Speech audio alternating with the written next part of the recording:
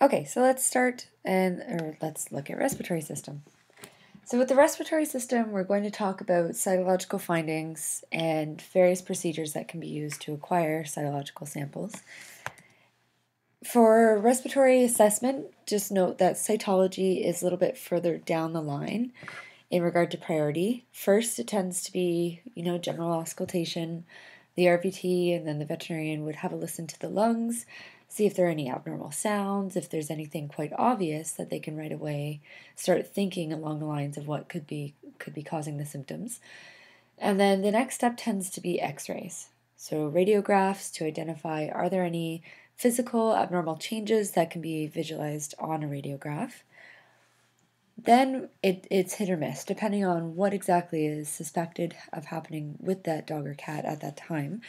But some of the other treatment options as well are endoscopy, otoscopy, and then of course gross examination if we're talking about the mouth or otherwise. But cytology is within that category of assessment and getting diagnostic tools. So we'll talk about our part, cytology, as we go through. Let's start with the nose.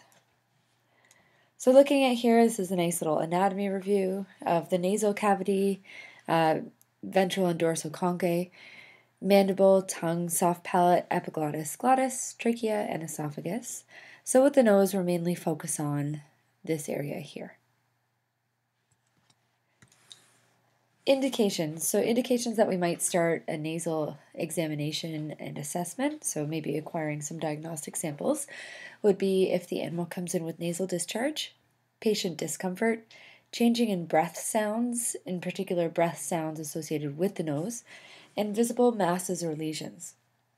What we often see, an animal might come in, depending on the discharge, different types of discharge will create different types of red flags for veterinarians and RVTs. But especially if an animal has a recurring discharge that isn't easily traced to another factor. So if it's not like a cat who has chronic upper respiratory infection and they keep coming in with discharge in the nostrils, something like a dog maybe who has a chronic bleeding nose and the vet can't find an obvious reason for that occurring.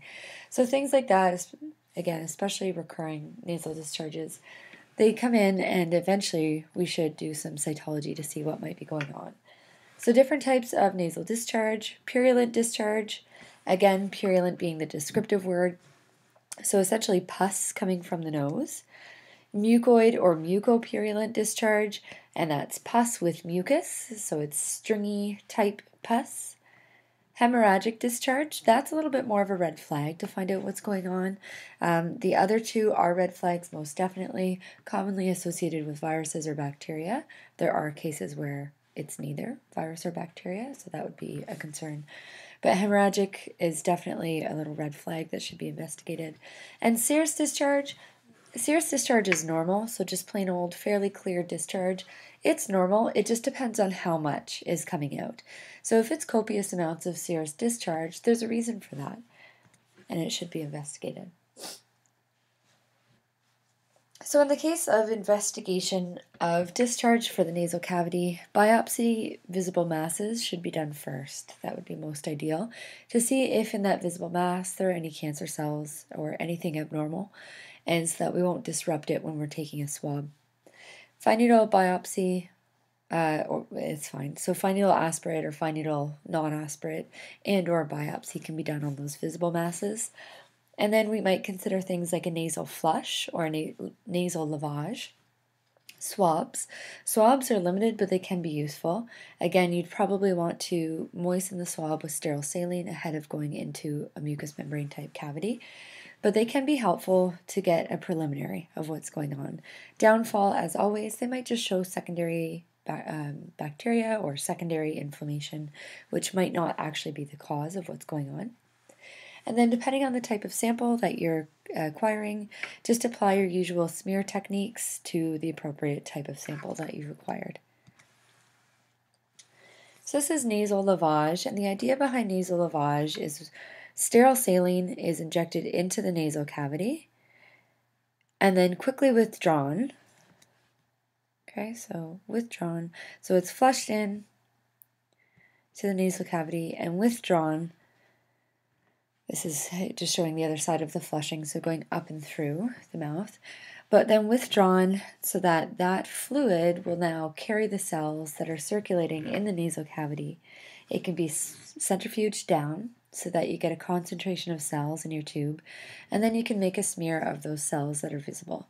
So the saline that's being injected into the nasal cavity, flushed in through the nasal cavity, is acting as a medium to carry those cells outwards so that we can easily collect them and have a look at them under the microscope. From a nasal lavage, nasal flush, common to see epithelial cells, so squamous type cells from the nares. Bacteria on the squamous cells is really common. There's lots of bacteria that naturally occurs in the nasal cavity. It's open to the outside world. And of course, one of the goals of the nasal cavity is to filter out bacteria with the little hairs and mucus that's in there. Basal epithelials, common to see. So those are those little baby keratinocytes, baby epithelial cells. And then also we can see ciliated columnar epithelial cells. Might also see neutrophils, and I'm not sure why. That should say inflammation. So beside neutrophils, just scratch that out. It should say inflammation. RBCs from collection, it could be a cause, definitely. And then you might actually see infectious agents like fungus or bacteria. If you're seeing bacteria, of course, we go back to that age-old question, is it normal bacteria? Is it abnormal bacteria? Most times we can't tell just by looking at it, right? We can't diagnose it as a certain type of bacteria. We can, however, send that sample out for culture and sensitivity to confirm whether or not that's pathological bacteria. Also, what you want to do is evaluate your white blood cells. So if you're seeing neutrophils and bacteria, then evaluate your neutrophils. Are they happy?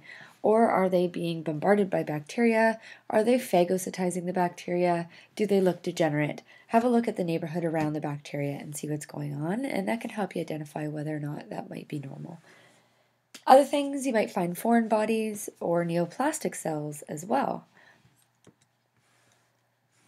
These are ciliated columnar epithelial cells. These are good cells for you to get to know.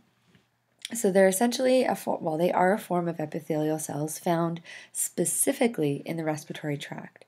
And the way they differ from regular epithelial cells is they're in a columnar shape, so they're longer. They have their nuclei at the base of the cell, and then at the opposite end they have this brush border. A little bit tricky to see on this image, but it's a tiny little border of finger-like projections from the cell, which of course, throughout the nose, throughout the respiratory system, there are a lot of ciliated type cells and components to help get foreign invaders back out of the respiratory system. So movement that helps expel them. That's the word I was looking for. Expel them out of the respiratory system. So this would be an abnormal finding. So we've got lots of bacteria and it's rods. Cocci more commonly found as a normal bacteria. Rods, not so much. So we've got lots of rods, and then we have all these angry-looking neutrophils. Right here, here. These are all angry-looking neutrophils. So they are very karyolytic neutrophils. They're in one of the stages of cell death. And then we've got macrophages kicking around. So we clearly have some inflammation, some septic inflammation going on here. Septic, degenerate, purulent inflammation is how you'd classify this. And that's an abnormal finding. Likewise, here we have some fungal hyphae, that's how I always say it, fungal hyphae developing and little fungal capsules as well. Okay, so again, another abnormal finding. With the fungal hyphae, it's not uncommon to have an inflammatory reaction as well. So to have macrophages and or neutrophils kicking around in the background. So we'd want to look at what we're finding and fully classify that sample. Good example is here. So this is Blastomyces. And Blastomyces is a fungal infection. It's a fungus that's naturally found in the ground outside especially in Ontario, I'm sure in other places of Canada as well. And it's a little yeast-type spore that lives in sandy areas, sandy acidic soil close to freshwater lakes, so freshwater sources. And these are the Blastomyces here, so little Blastomyces spores. So the Blastomyces, really important for everybody here who's watching this to know, because it's getting, well, it seems to be increasing in frequency that we're seeing blastomyces. It's really popular, very common to see around Georgian Bay and around Penetang, Midland. They tend to have a number of cases that they have to send for referral.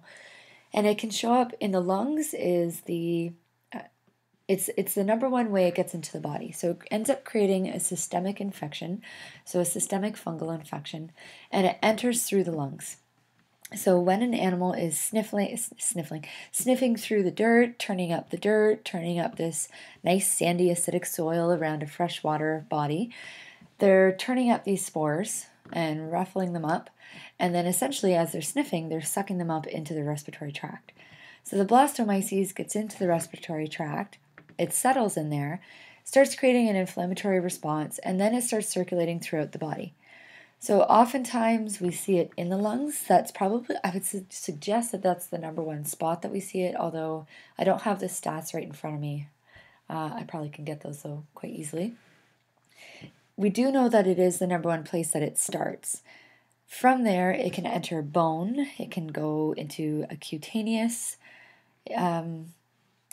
manifestation. It can go into the skin essentially, and it can carry on all throughout the body. So it can go into the lymph nodes. There's ocular blastomycosis as well. It's really quite dangerous. It can kill the animal, and it can take an exceptionally long time to heal. Animals can lose eyes from it. They can suffer pain from cutaneous lesions, from bone lesions, and over time it can kill the animal through migration of the spores throughout the body. So with that, might not always show on the lungs right away. Sometimes these little lesions that are in the lungs containing the blastomyces species have healed up by the time the animal starts displaying other signs. So instead of hacking and coughing and having exercise intolerance the way they would with their lungs being filled with blastomyces, they might now be showing signs of it being in their bones, or showing lesions throughout their skin, or having very strange ocular lesions that are, again, blastomyces, but the ones in their lungs have healed up. So it's an interesting one, very, very dangerous to dogs, very dangerous in general to mammals, and it's one that as soon as it is recognized as blastomyces, it should be treated right away with antifungals and otherwise.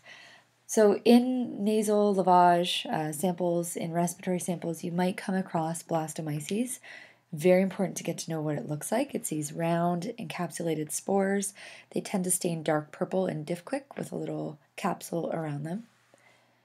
And there are other tests as well. There's a urine test to confirm the presence of blastomyces. I think there's a PCR test too, and a serology test that can be sent away.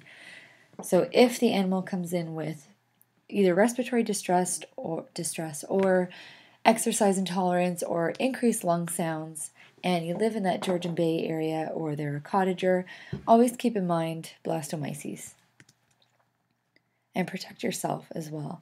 This is a macrophage that has phagocytized blastomyces with some newts in the background. Okay, so moving down into the pulmonary tract, we want to identify inflammation, infection, so again, parasitic, bacteria, or fungal yeast being one of which being blasto, allergies, neoplasia, and foreign bodies.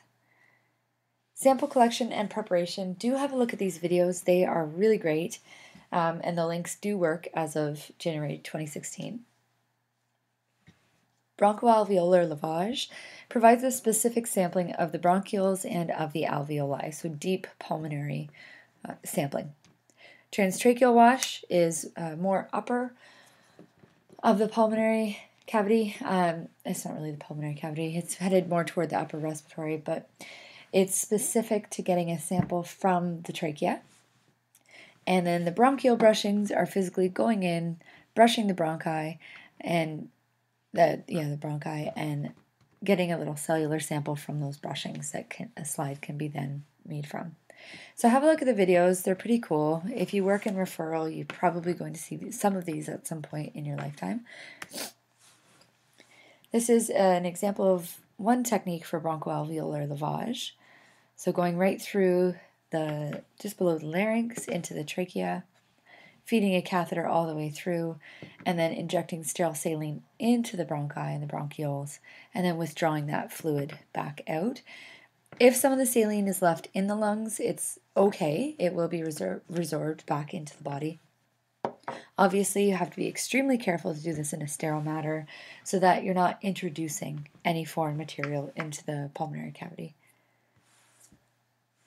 And here is a transtracheal wash, so it stays a little bit more shallow into the respiratory tract. So again, here you're passing an endotracheal tube and then a little catheter with the sterile saline attached to it into the trachea, flushing the trachea, and then quickly withdrawing the fluid from the trachea to acquire the cellular sample. Here's another. We can see sterile technique. And it's a surgical prep, surgical technique.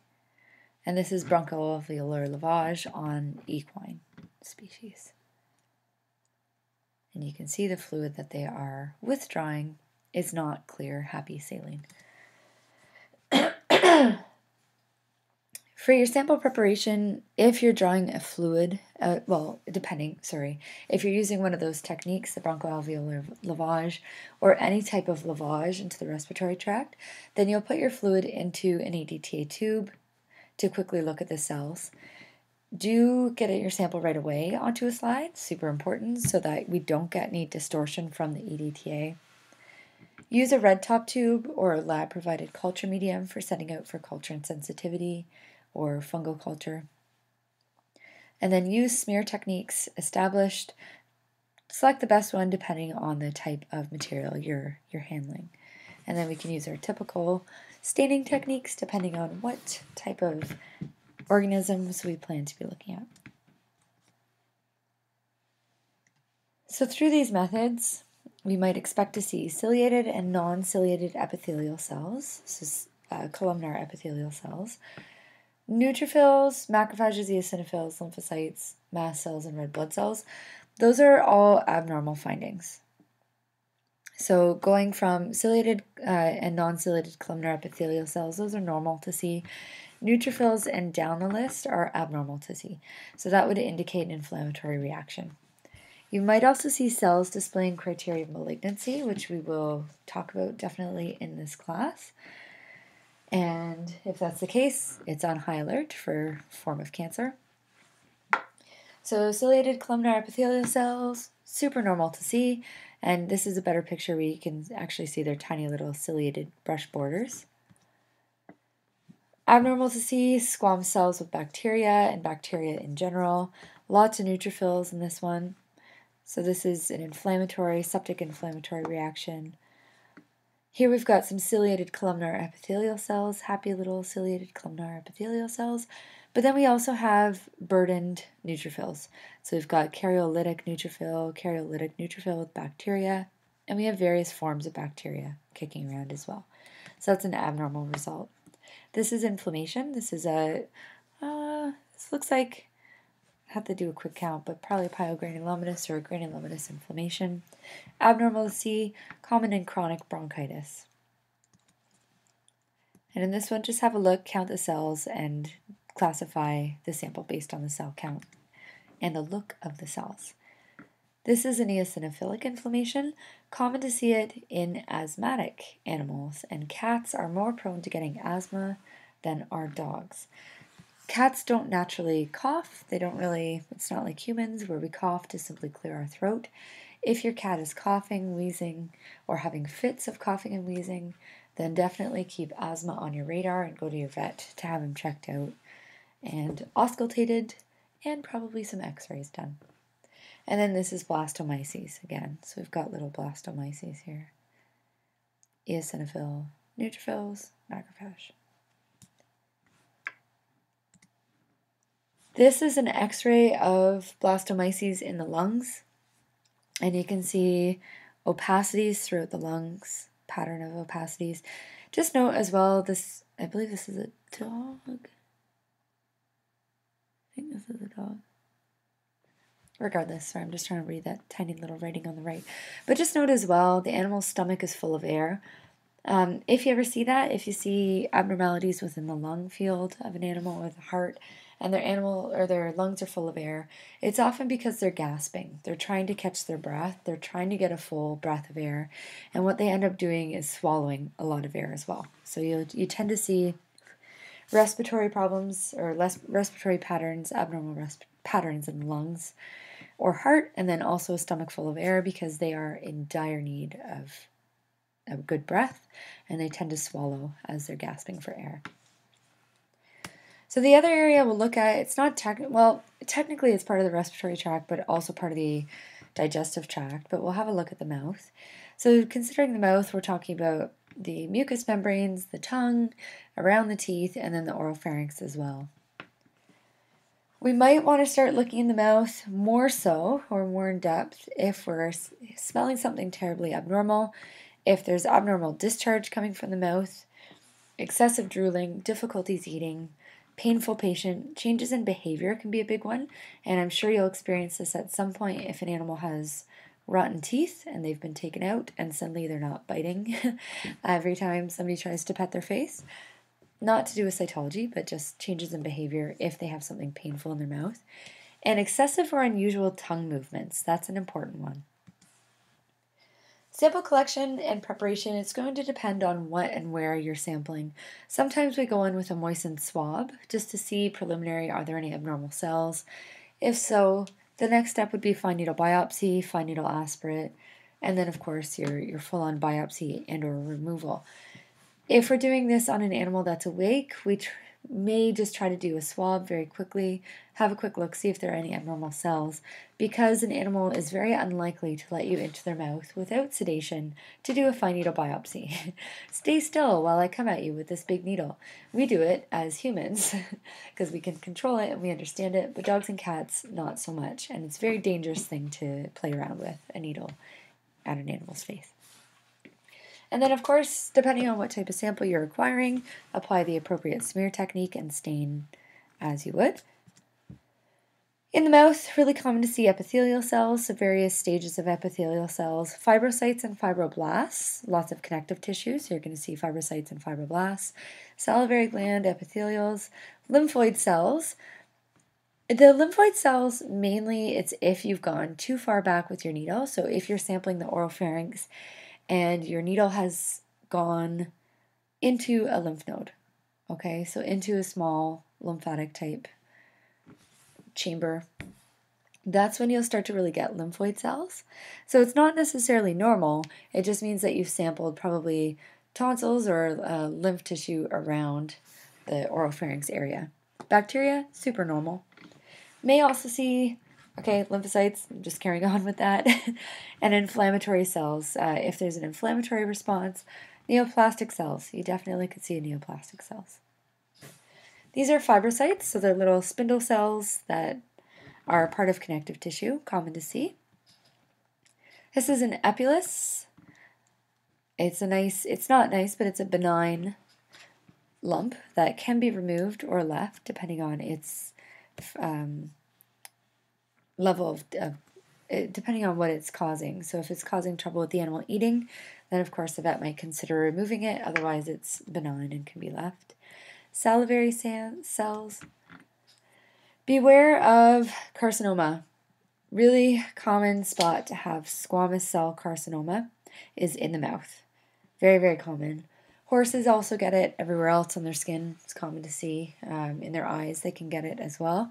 But dogs and cats, especially dogs, squamous cell carcinoma happens quite often in the mouth, as well as melanoma.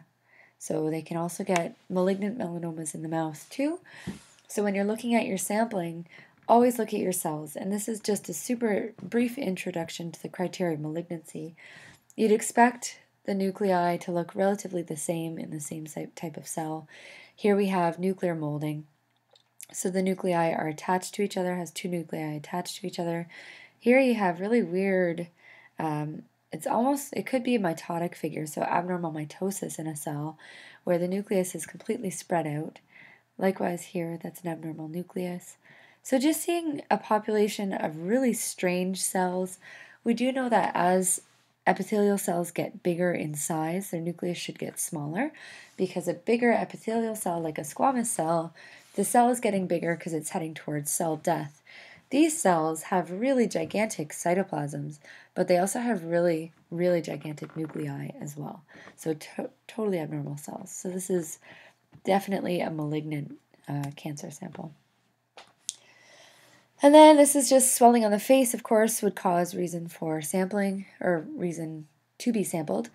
Can be caused by inflammation, infection, neoplasia, or non-neoplastic, non-inflammatory, etc. Lots of different reasons for swelling, for swells, for discharge. Our goal is to sample it, sample the heck out of it, and get a good diagnostic sample that we can report to the vet to aid in the diagnostic process. If you're not sure where it's coming from, always investigate. Don't just throw sunglasses on it.